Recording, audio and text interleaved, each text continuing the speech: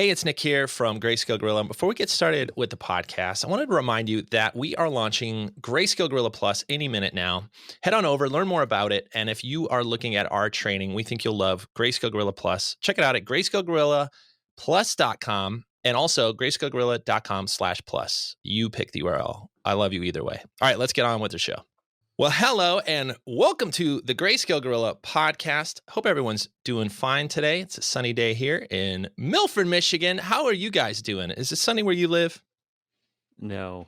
Come on. No. This is like such an Eeyore thing to say. It's so hot here. We just keep the windows closed, so I don't know what it's like outside.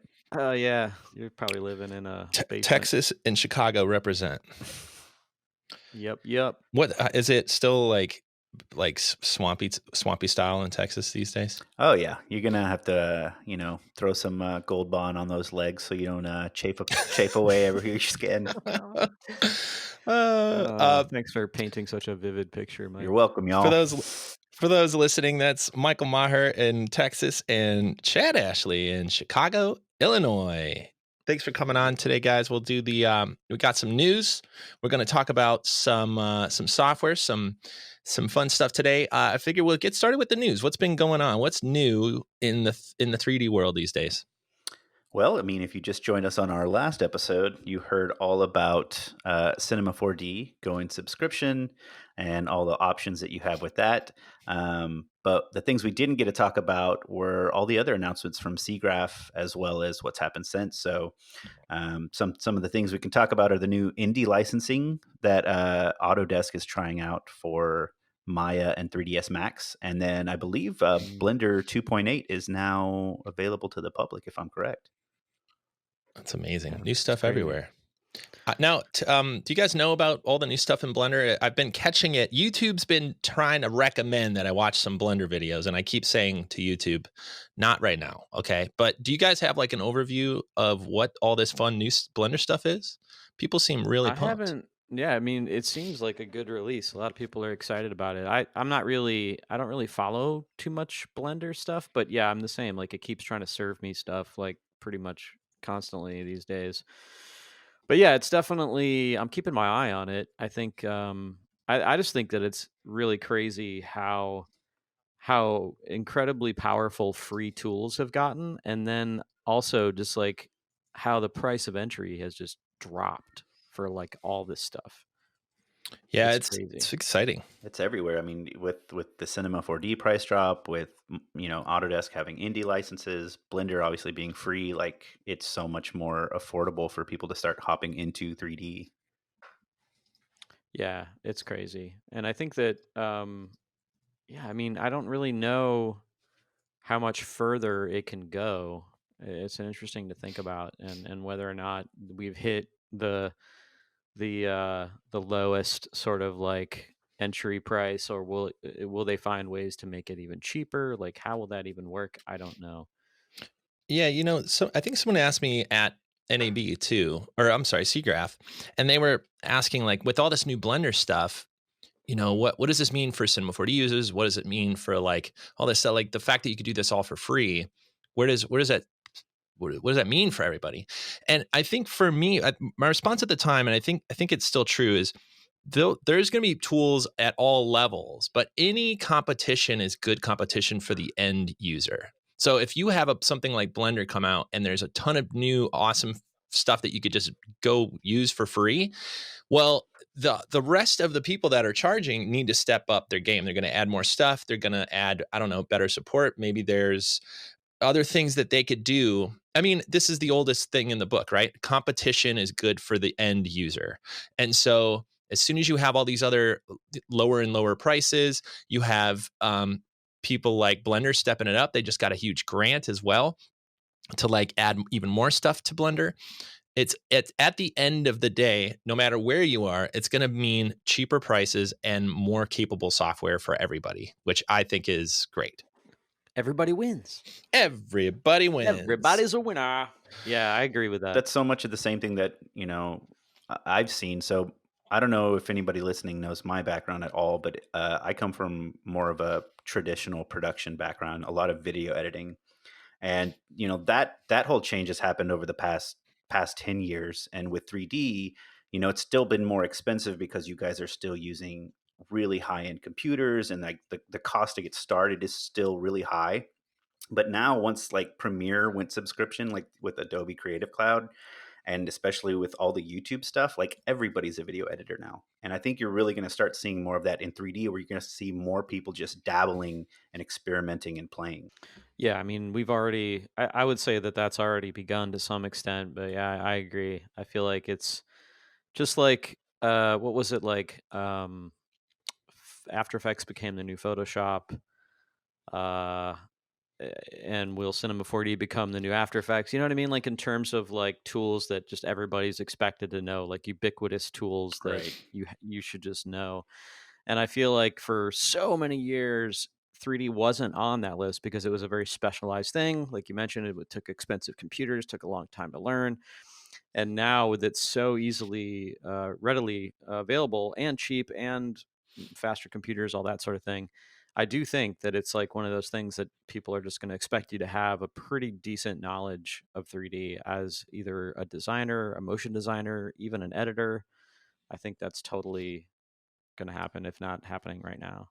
It's also like a mix of what you're going to need to know. So it's like, even if you are expected to know Cinema 4D for a job, you're now going to need to know product rendering. You need to know even VFX stuff. You need to know motion design. You need to know like everything these days. Right. It's a little overwhelming. Yeah, we've been seeing this for a while, right? Like, I mean, we all have some history in this business, and you're right. Like, I could get hired as just an After Effects person, and in fact, not even a good designer. I was just like an okay animator as an After Effects person. I think, and just knowing one piece of software is definitely like going away. You're either working in a team by yourself as a freelancer, and you need to know all this stuff, including billing software, and like all the business side of it, plus all the design side of it. But even in a company where they have they hire a designer to come help them, they're going to need to know 2D, like you said too, Michael, like editing, 2D animation, 3D animation, how they all come together, compositing, like a little bit of everything. And you're right, it's just expected now that at least a little 3D. So it's pretty crazy. And I know it's actually leading into probably what we'll talk about later, of like all the software that surrounds us and the ones that we've been looking at. But what what else, what else do you think, these indie licenses and the Blender stuff, what does all this stuff mean for like the current Cinema 4D user right now? Hmm. That's a good question. I agree with what your initial statement was, which is competition is ultimately going to help the end user. And I think that's what we're going to see here. We're going to see companies looking to differentiate themselves from what's available in the free open source world. And I think that's going to be features, that's going to be speed, that's going to be support. They're just going to have to up their game. And I think we're already seeing that with cinema and the improvements they've made since R19. I think they're definitely with R20. They were like, okay, we see what's happening with Houdini, and a lot of people are hitting the limits of what we can do in cinema. Let's really focus in on keeping those users happy and staying in cinema. So you see fields, you see all of these different improvements being made procedurally, for doing more procedural based animations and whatnot. And that's really what we're going to see more of. I think we're going to see more of the tools that live somewhere in the middle of the complexity scale. I put cinema in that category, that are going to have to really up their game on both ends, on more of the beginner level stuff, making it very approachable, yet trying to keep it powerful enough to not lose the higher end artists, if that makes So sense. yeah, so what do you think about the compositing side of this? Because it's obvious that you get to a high enough level, you're going to look into Houdini or RealFlow or something that Cinema 40 can't do. But there also seems to be this way of thinking that you need to composite and almost have a final render out of your 3D program, which is kind of a new thing that only, GPU rendering and faster computers allowed us to do. But where do you think that will be a part of the future, or are we still going to rely on getting out to a true quote compositing program, or how do you see all that playing out right now? Yeah, there's that whole side of it too, man. Like, because you've got After Effects, Fusion, and Nuke. And with Fusion being part of Blackmagic, there's a free version that comes inside of Resolve. So that's like becoming much more approachable. Like I remember back in the day, I don't know if the price is still accurate, but Nuke X I think used to cost about 10 grand. And so the price of entry for that was like really high. Like that was a very expensive piece of software. And now with After Effects Creative Cloud and Fusion being free for the most part, or $300 if you want to get the standalone version, the price of entry on compositing has gone way down, way down. With the exception, I think, of Nuke. I'd have to check their prices. I don't know if they've actually changed them recently, but feel free to yell at me in the comments if it's cheaper than that. But yeah, I feel like you're right. The whole landscape on that end has changed. We used to have to do so much cleanup and fixes and just try to tweak stuff in the comp because it just took so long to render. And not to say that like things don't still take a decent amount of time to render, because they do. People, as with anything, the Moore's law thing that says like as your ability to what's Moore's law thing again? It's like basically if you if you have more time if your renders take shorter time, you're just going to turn up more knobs, and like you'll just end up killing all that time by just like turning up quality and all that stuff. So Yeah, yeah, I don't know whose law that is, but that definitely applied to me. It was like, oh, I have this machine. It's 8 times faster than my last machine. Does that mean all my renders are 8 times faster? Hell no. That means I'm yeah, turning on 8 times more button. that's It means exactly I'm turning on. yeah, dude. I got now, man. I got subsurface scattering on everything now, baby. Let's go. You got depth of field. I got depth of field. Let's go. There you go. Yeah. So like, and so basically, what I was trying to get at is like, yes, the beauty render, the beauty pass is a lot closer to final output, I would say, from the majority of people out there than it ever was before. I think less and less people are doing like fully multi-pass composited 3D renders, and only because like you can get it really, really close in the beauty and then just render out a bunch of mats. So I don't think yeah, I think that's an interesting thing too, just to like see how the quality and the speed and all of these things becoming faster and more approachable ends up on the screen is basically it's better. I think. I mean, I'm talking to somebody on Twitter about they're asking me about like camera, like RealSmart motion blur, and it's funny like how quickly RealSmart motion blur and lens care depth of field just completely left my tool set because I never need to do vector motion blur, and I'm always doing depth of field in camera now as well as the motion blur. So I just don't even use those things anymore. But 2-3 years ago, like you had to have that.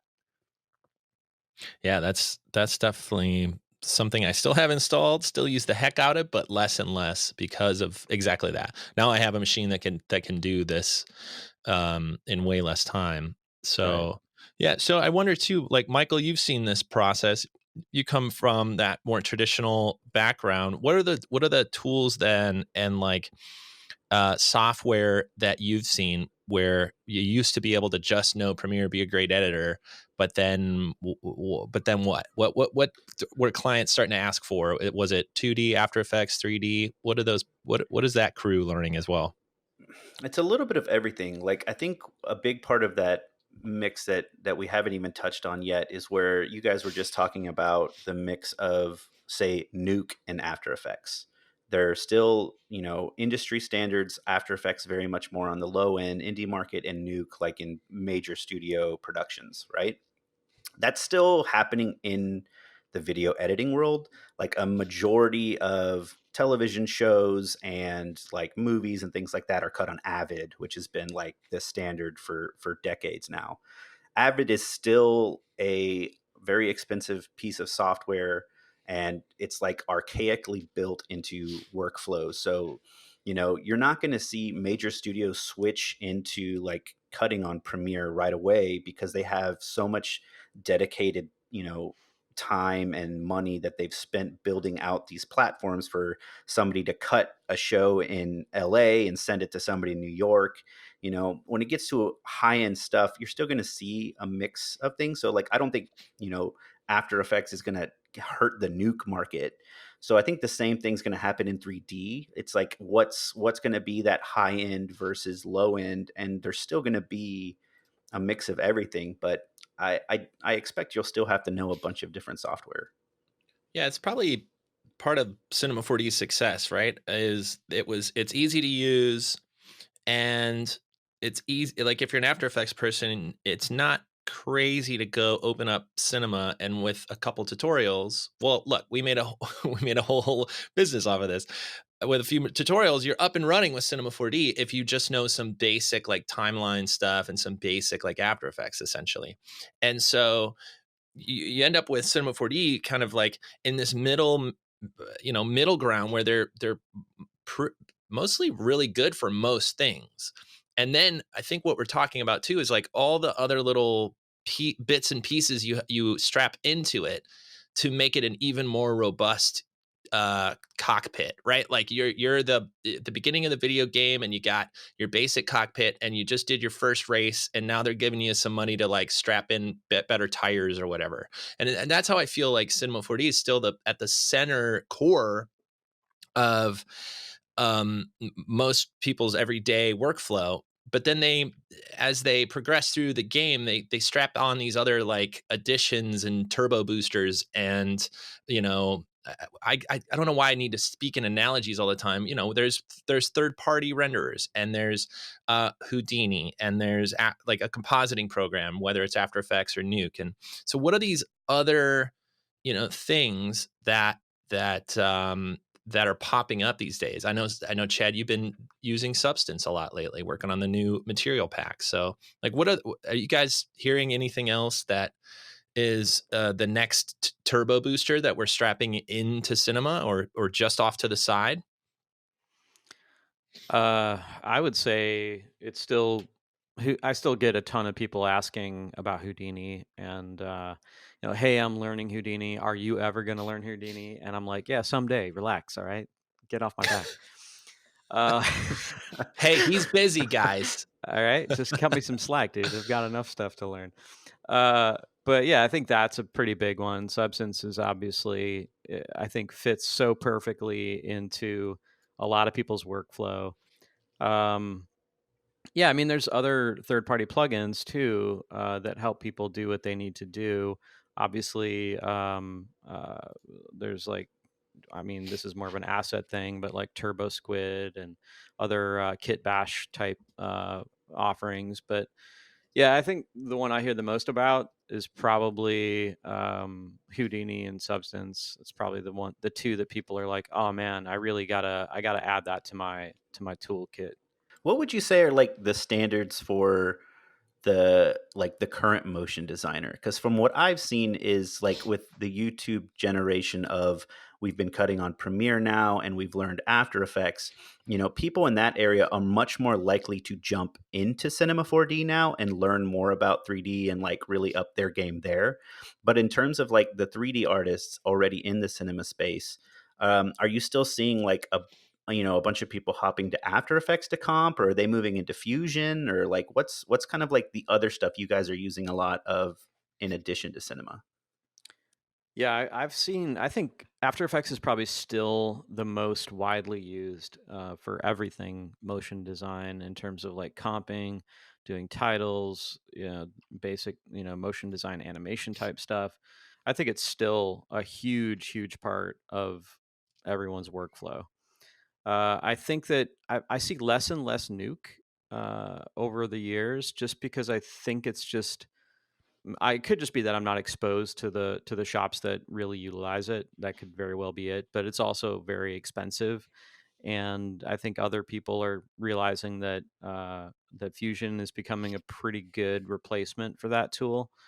Um, but yeah, I think that After Effects is still like the most widely used comper for sure. Yeah.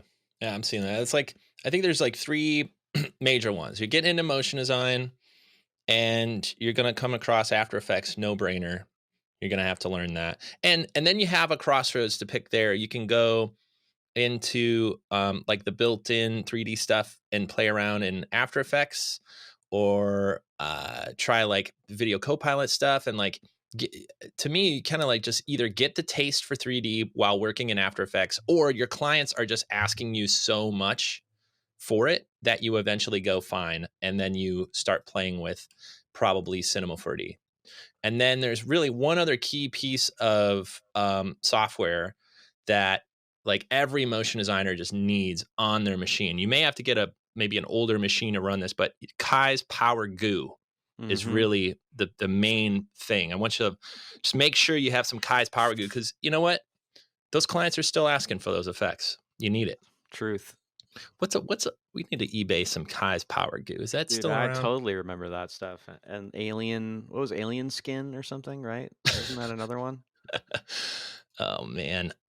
Yeah, After Jesus. Effects and Cinema 4D for sure. And then yeah, the next piece of the puzzle. It all depends on what your clients are asking for. It depends on the type of work you're doing. I think honestly at that point, and I know this is a lot of what we do at Greyscalegorilla, but it's why we make this stuff, is that I'm still hearing so many teams and small teams of one or two or three trying to get so much done, and they're starting to start from scratch on every project. And I think that that's an incredible way to learn something. It's how I've learned something, is like, if I can't do it from scratch, then I can't really prove it to myself that I know how to do it. However, once a client is asking you to do something, if you start from scratch, you're doing yourself and the client a disservice. So I think it's like at that point you're looking into plugins, um, assets, trying to build your tool set that of the toolbox that you already own, and filling up those tool sets, right? So HDRIs and models and lighting rigs, and even just rigs yourself, things that you've used over and over again as an artist, like trying to build your own tool, even if it's just something if you have a logo all the time that you use all the time, like put it in your content browser, those kind of things. So I think there's some learning at that point where you have to fill up your current toolboxes and really see how much you could do with Cinema 4D before jumping into Houdini or before jumping into Nuke or whatever. And then at that point, it really, I think the client sometimes dictates where you're going to go, whether you're going to start to be forced into Houdini, or learning more compositing tricks or whatever that is. Does that make sense? That's Yeah. kind of how I see like the progression of it. Yeah, and I'll add that, like, I don't know if it's just me. It's not just me. I'm not even going to say that. I'm going to say it's definitely a fact. And that is, I think new users, new artists coming up into the industry are more malleable and faster learning than any of us were, because they're coming up in an environment where they're just like, it's just like, it's just part of their, it's part of their world. Like learning new software. Yeah. Okay. I'll learn it. I'll learn it. I could learn that in a couple weeks, month, whatever. I 100% agree with that. And Absolutely. just like anything, any sport, anything like that, where new generations are pushing the boundaries and just like learning faster and just pushing the industry. I see that happening, like just watching some of the presentations at the booths and stuff, and just like these artists that are just like, yeah, they're just soaking it all in because they just came up in this world where they've been using a computer since they were 3 years old. And to them, maybe they took programming in grade school. I have no idea, but the stuff they're doing, I'm just like, oh my gosh, like that's insane. Like, and it's really wild to watch, and I'm happy because it's definitely pushing the industry forward. I recently saw quite a bit of that. So I visited my old college just to see how their film program was doing, and it was so interesting to see one that they have way much like nicer cameras and stuff to use than I did when I was in school. So that sucked, but it's so true. And you're talking about like the younger upcoming artists that we were only taught Avid, and now they have Creative Cloud installed on all the machines, and everybody knows all of the programs. Like, you have to know Photoshop, After Effects, Premiere. Like, you need to know how to work with everything. And I think that's also, when we're talking about when you're trying to decide what software you're going to learn next, I think there's also that whole client mentality of, if you're a freelancer and you're trying to get a job at a studio, and you're using Cinema right now, and are you going to try to go learn Blender, or are you going to try to learn the thing that costs more money? Because if you even look at that from a filmmaking standpoint, back when I was coming up, people were more impressed by how big your camera was. It didn't matter if you had the low level stuff and you can do it all. There is some kind of weird mentality of when you can start proving yourself that I know more of the expensive software and I know more of this. But when you can start combining all of that, are you going to start seeing, like, what's the software you're going to see on people's resumes right now? Like, what's going to impress a studio to get them a job to work on something? Definitely Kai's Power Goo, I guess. Gotta update your resume, kids. I mean, you set me Update up your for that one, resume. dude. Like, that was like, you teed me up so perfectly. Yeah, I mean, yeah, I get that. And I think that obviously people should be cognizant of like what software the studios are using that they want to work at, and that should be the studio that they're aiming for, or sorry, the software to learn that they should aim for. But yeah, I don't know. Like, do people still put software on resumes? I haven't seen a resume in You, like you a know, long time. you know what's tough, and this is what I've seen. Let me know if and let me know if those of you listening too, because you're out in the in the weeds making this stuff happen. But I have a sense that there's a lot of young artists that are getting hired, and we've heard these stories a lot, but I think there's more than even just the stories we've heard. There's a lot of young artists out there getting hired at not studios that have their own software and have their own way of doing it, and this is where you fit in, and this is what you do, and go to it. That is happening less and less, and more. What is happening is that this artist is being hired because they know 3D. That's really all they're looking at on the resume is like, you know how to do this 3D stuff? They go, yep. And they go, okay, we're going to sit you down and we're just going to have you do that. And then the client, which is less and less an actual client, it's more that they work at, let's say, they work at an actual business, right? Like every website out there has their own media team, and every media team more and more is having this 3D person sit there. And then what's happening is their creative director, their boss is saying, hey, do that 3D thing that I've seen on Game of Thrones, or do that 3D thing that I saw in Spider-Man, because you're the 3D person. I'd Or hate do to that be that 3D person. yeah. You do the 3D thing that we just saw on this Pixar movie. And then they are stuck in this world where they have to explain, hey, whoa. I know 3D, but hundreds of people, thousands of people sit to make half a second of this movie. And you're asking me to pull this off, and there's this like raw communication difference where there's an unlimited amount of hours that they think this 3D person has, and they're getting asked to do more and more complex stuff because, hey, it's 3D. And that education process is that education process, Chad, we've sat in these meetings when we've worked together in production. That education process works when there's a producer there to explain it, and there's the salesperson to make sure that we all are clear on what this is. And hey, we could do Spider-Man, but it's going to cost you this many millions of dollars, right? But when you're just somebody being hired and being asked to do more and more, and they don't understand the ability or the function, and then you have to stand up and say, I don't know how to do that.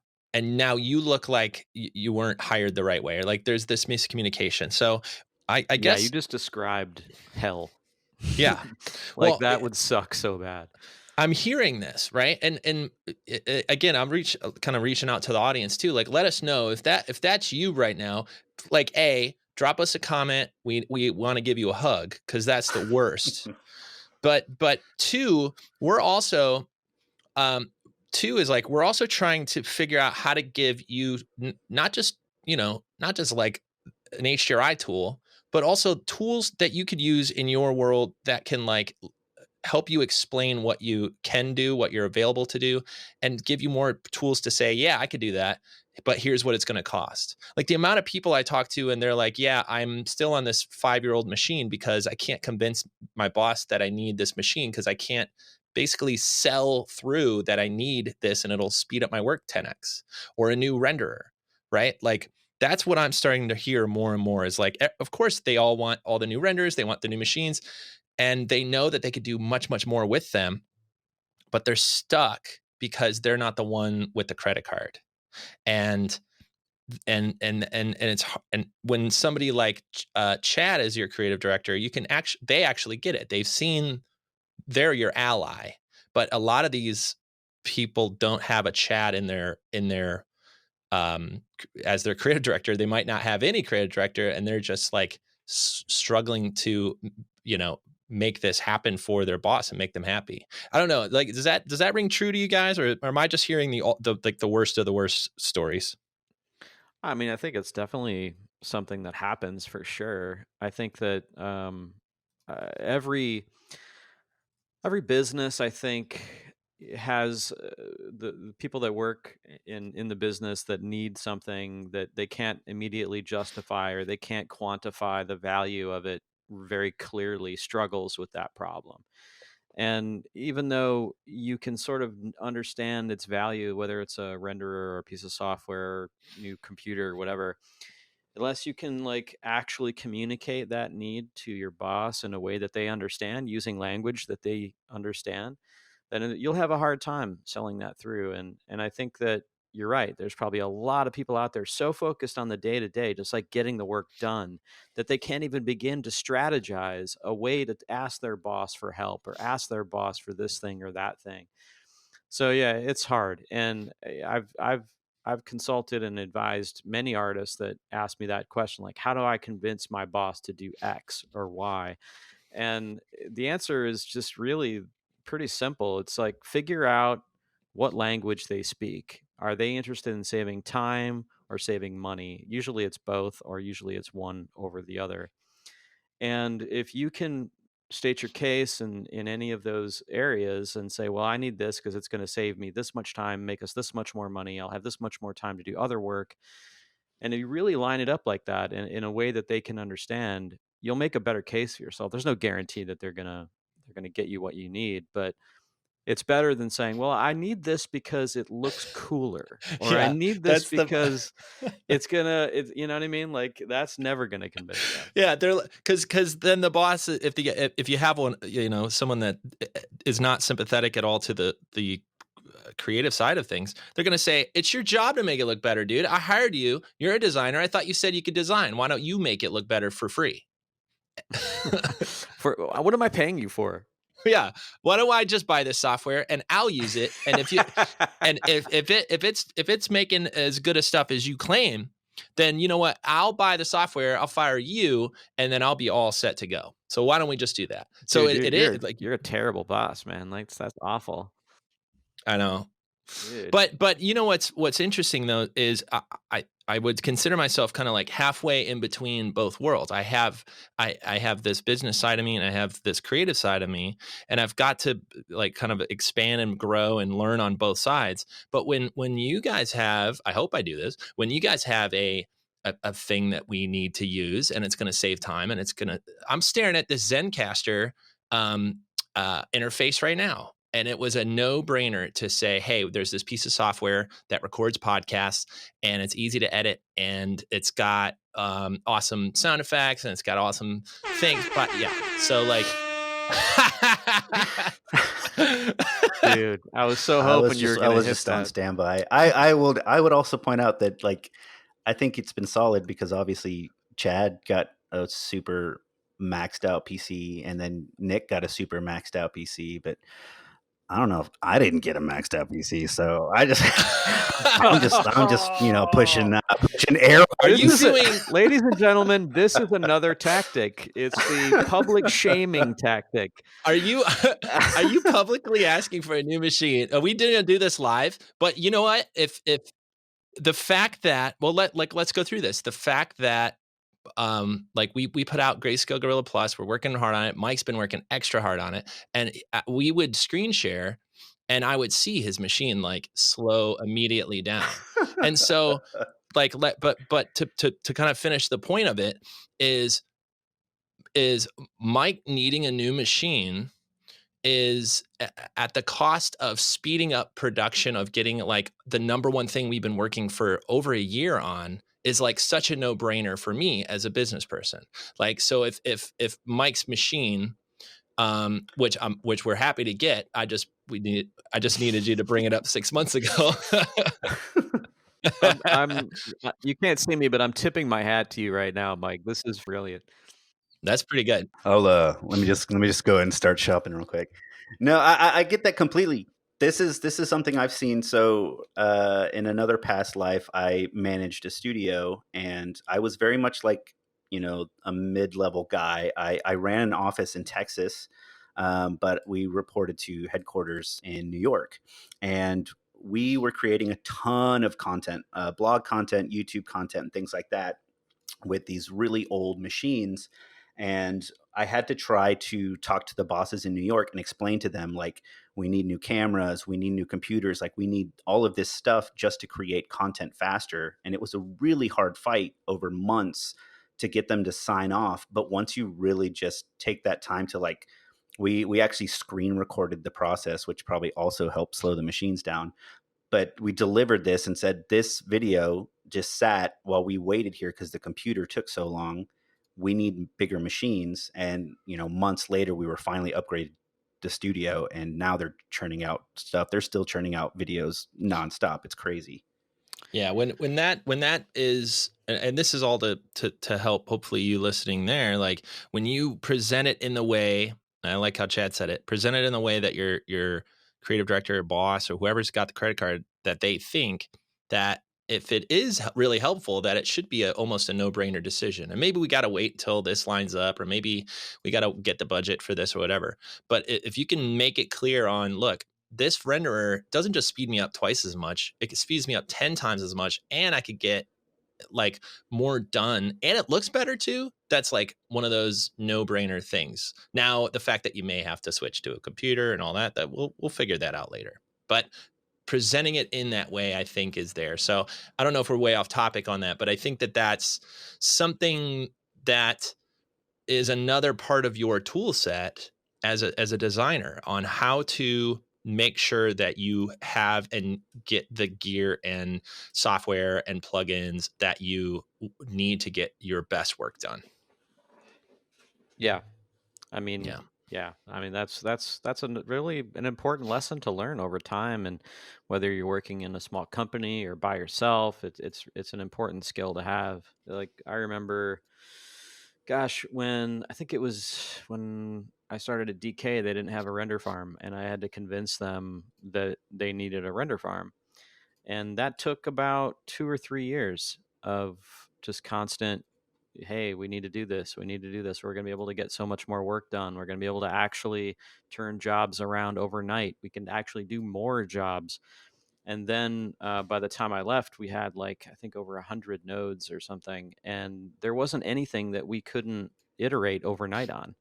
And that transformed our ability to make our clients happy. Like, we could turn around changes, we could do giant aspect ratios, and just that convincing took a long time. But then once they're over that hump and they understand, like, oh, sometimes I need to make investment in infrastructure in order to do this work, I get it. And then it's going to be a little easier the next time, and a little easier the next time.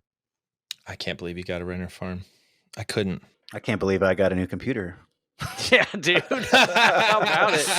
Mike is just like, this podcast is great. Look, no matter how much value this podcast has given you, listener, nobody's won today as much as Michael with the new machine. No, you definitely need that thing, man. It was. I could hear your fans screaming every time we did a stream. I'm gonna go ahead and order you the Chromebook right now, Mike. Oh, wow. Yeah, Oh, right. wow! I All mean, out. that's what you need. That comes with the power cord, right? Oh no, Well, God no. if you can make a case for it. You got wind turbines in there in Texas. Come on. What are you worried about? Oh, that's great. Oh man. Yeah. Well, get yourself a fully licensed version of Kai Power Tools while you're at it. Throw it on there, and I'm trying to think of old After Effects plugins that aren't around, but Oh man, my brain's there? my brain's gone. Dude, yeah, and they all had like the weirdest names too. Yeah, Kai's Power Goo was a big one. Zaxworks is still around, but that was one of those where I'm like, there's something there. I knew I wanted 3D, and so Zaxworks was always on my. Oh my god, yeah, dude. I used They to use were that always all on the my time. radar. Yeah, see. Zaxworks actually made a bevel tool that I used when I was using Maya back in the day because it actually had a really good text and logo beveling tool that you could export OBJs out of. And I remember, man, that thing was awesome back in the day. Oh man. We need a podcast where we just like we all come to the show with like our top 10 retro plugins and we take a stroll down memory lane and just the old man podcast. It's slowly turning in. I'm glad you're here, Mike. Back in the day. Younging it up a bit. Yeah. Well, Mike's already on AVA Direct. He's gone. Like, he's clickety clacking ordering his new machine. Oh man, what could I get here? Well, look, there's the ultimate tip today, folks. Write this one down. If you ever really need something, make sure your boss is in a public situation. And humiliate them with how slow it takes you to do stuff. Oh, that's good.